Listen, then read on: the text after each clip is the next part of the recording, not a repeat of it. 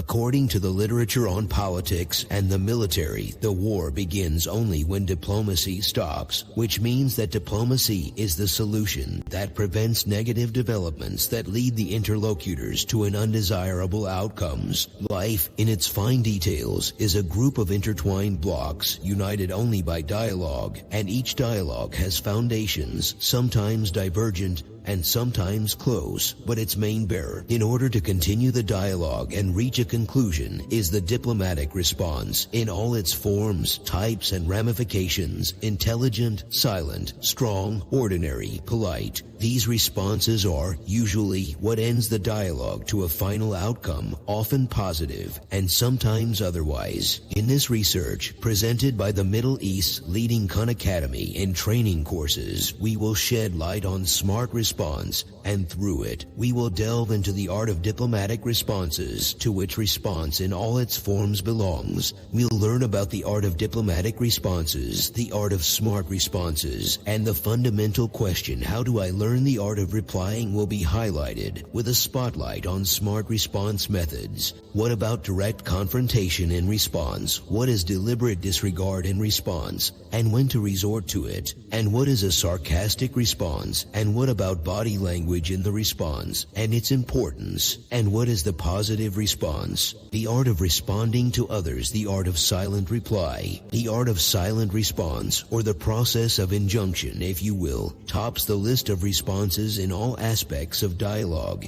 and diplomacy. In this genre, it takes enormous capacity to gather all the information on the problematic issue that the parties are engaged in. On the party that interests us, you should not go into the dialogue on any issue unless its information is fully included in your mental bag, as a certain moment when the balance is tilted to your opponent will force you to invoke the substantial charged response to be thrown on the table in one sentence, which naturally leads to the winning end of your dialogue. However, this remains conditional on the response being accurate, evidenced by evidence, and not a response to specific details. This type of response in the political literature is called a holistic response, and is often used only if you have already decided that the time for negotiations is coming to an end. There are stations that must be taken into account in your practice of the course response, and each one in itself constitutes a different quality from the rest of the species.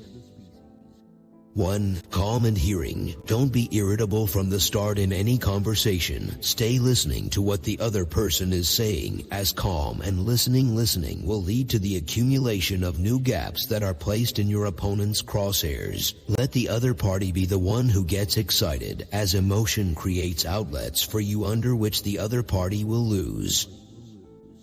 2. Control and concentration of body language. From head to toe, there is a special unspoken language that helps you to dialogue and adds to your intelligence of another kind. The body is attributed to the character, and your personality in the dialogue has an action of 50% and above in achieving victory. Let your facial features, eyes, lips, shake your head, and sit answer a few questions. There is no need to be nervous, because the author of the saying what he said and signified did not say so in a vacuum. 3. Respond strongly and firmly. Perhaps it is a stage that has been put in the proper order, as diplomatic experts have unanimously agreed that it comes after calm and hearing and body language that lead to flooding the other speaker with some details that earn you points because of calm. Here, you may find the circumstance suitable to pounce on the other after arranging the thoughts in your head, and you gather information and hybridize with the developments in the session, and you get a strong and firm response from your tongue at a moment when the other party is living in tension and is less able to resist than before.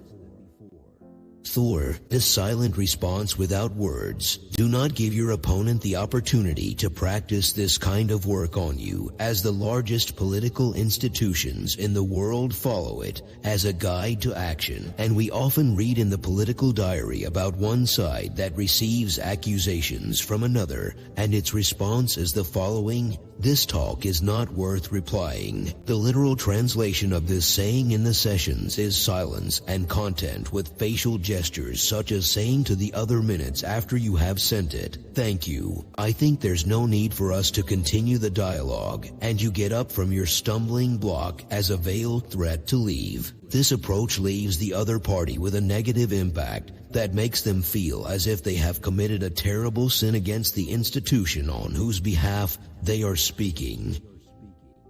5. About the arts of diplomatic response. Diplomacy is the gathering of different and perhaps rival parties at a dialogue table with the aim of preventing collision, and often selects the diplomatic party from intellectuals and experts in dialogue, decency, acumen in thought and communication, ingenuity in the use of reactions, and other values.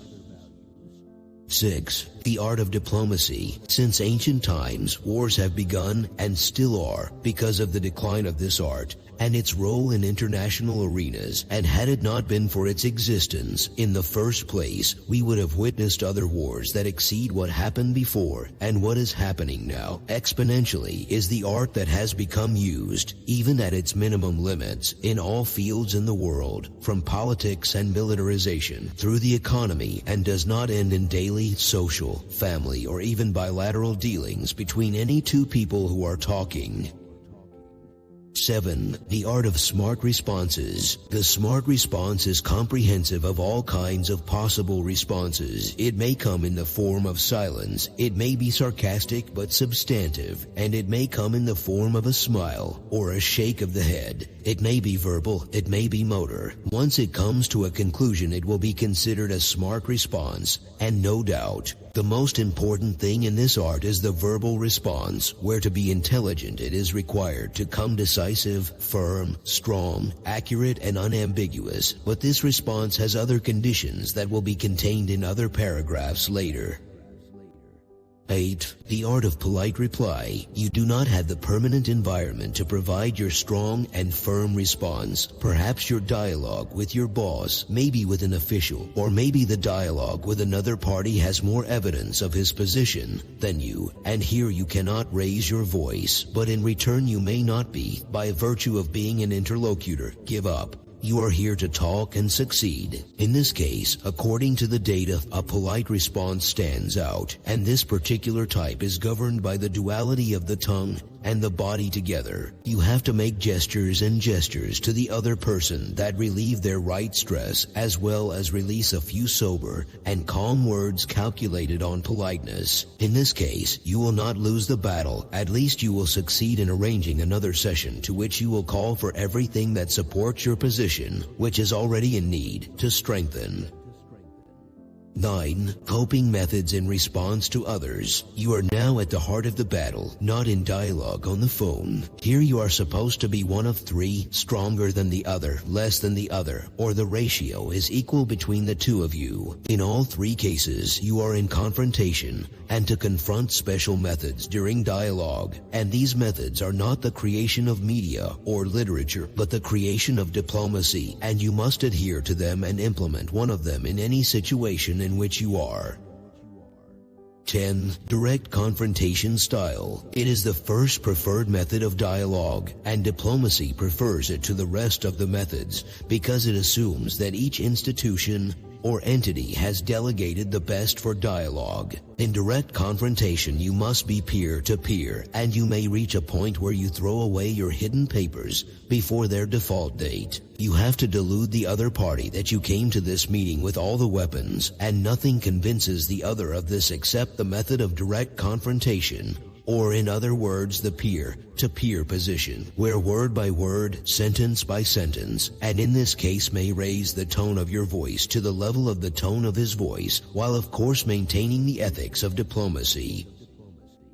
11. Ignoring method. This is precisely a private arena for the interlocutor, where you may have to deviate from the pre-drawn line, usually when the other party exalts or devalues you or a particular item in the case raised. Here you can ignore what he said. Maybe you occupy yourself with something else, or you may change the conversation by getting into an unimportant side topic, which is very different from what is stated in the silent response. In this way, you are sending a psychological message to the other that his words did not impress you, and that he was not important, and that this is a veiled threat to end the session without reaching solutions.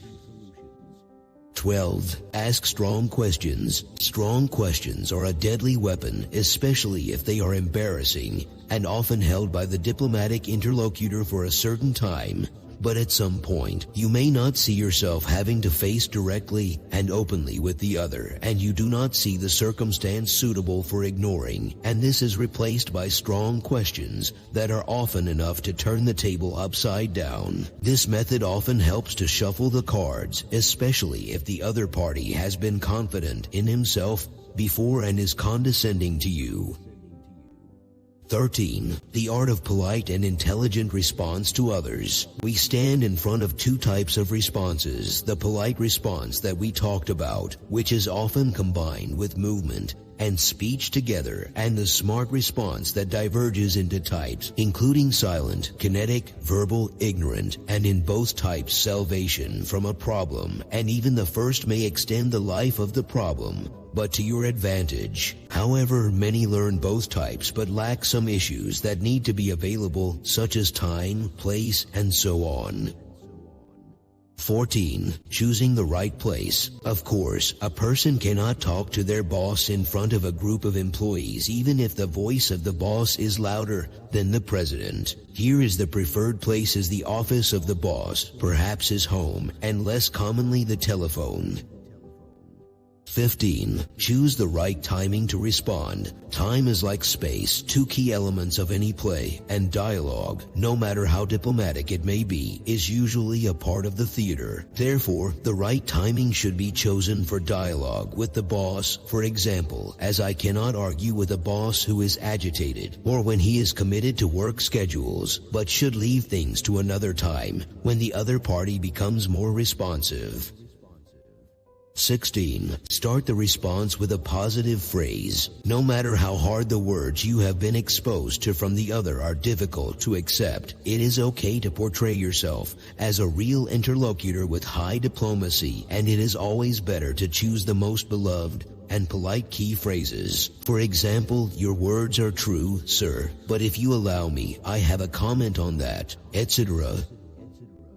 17. Ask a question. The question remains the weapon spent in any battle of words. We are often unable to answer the words of the other party, and the circumstance does not allow for silence that will lead to defeat. Here it becomes sound to open a new path of dialogue through a question we ask that is relevant to the issue at hand. 18. Admonition. We can reprimand the biggest interlocutors without making any inappropriate words to him. The reproach, that exquisite language that ends problems in favor of the party most able to use it, is quite similar to the style of sarcastic response, but seems more fit than it. It is enough to reproach in a language that is socially called words of reply, and dwarf the other with selected words, or